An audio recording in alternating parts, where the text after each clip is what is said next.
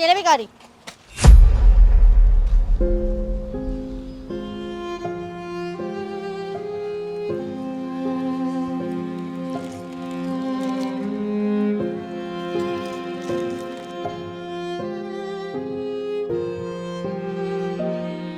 Issue, मुझे पता है तुम्हें इसकी हालत देख के थोड़ा तरस आ रहा होगा, लेकिन इसकी हालत का जिम्मेदार ना ये खुद ही है। दरअसल ये कुछ सालों पहले ना किसी लड़की से प्यार करता था और वो लड़की इसको छोड़कर चले गई।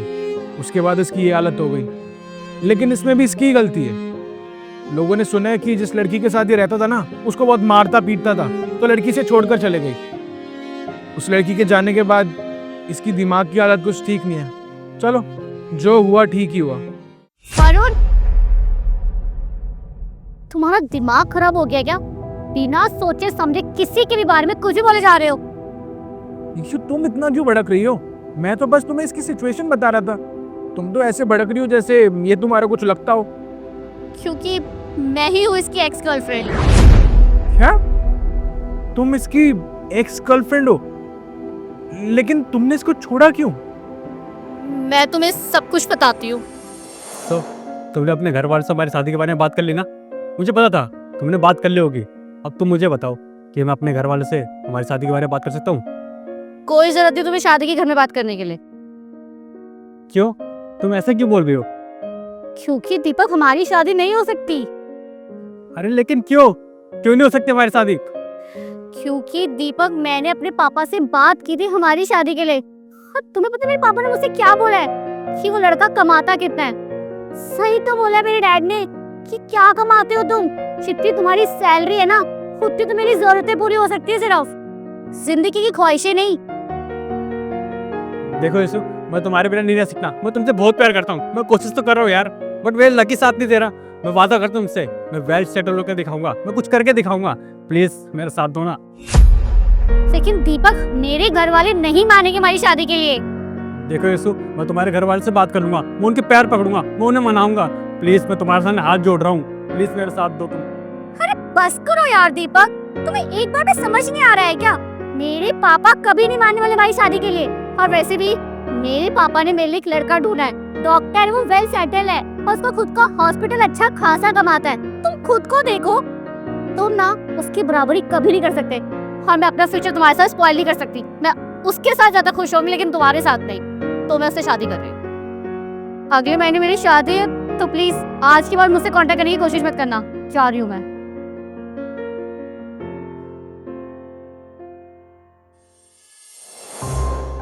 जैसा तुम सोच रहे हो ना कि मुझे मारता पीटता था, ऐसा तो कुछ भी नहीं है।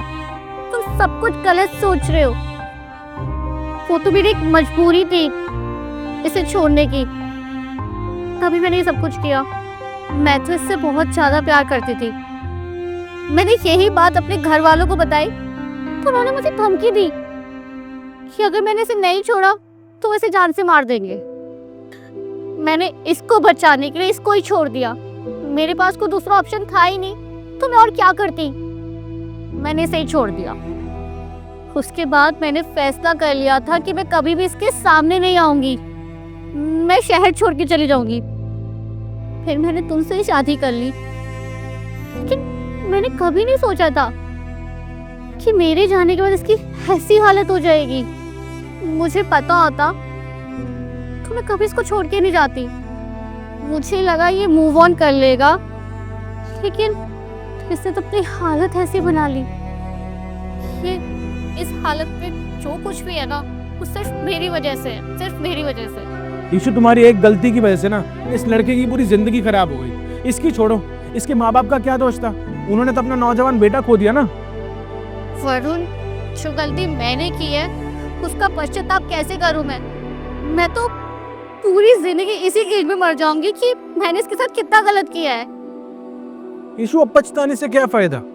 जब तुम्हें इसे समझना चाहिए था तब तो तुम इसे समझी नहीं। लोग ना सही कहते हैं, किस्मत में जो लिखा होता है ना वो होके ही रहता है। लेकिन इशू, तुम टेंशन मत लो, मैं इसको ना अपने हॉस्पिटल लेकर जाऊंगा, इसका इलाज कराऊंगा और अच्छे डॉक्टर्स को भी दिखाऊंगा। आई होप कि ये पहले जैसा हो जाए, इसकी मेंटली सिचुएशन जो है वो ठीक हो जाए और अपने मम्मी पापा के पास भी वापस चले जाए। वरुण, ये मेरा पास्ट है और ये सब कुछ जानते हुए भी तुम इसकी मदद करना चाहते हो।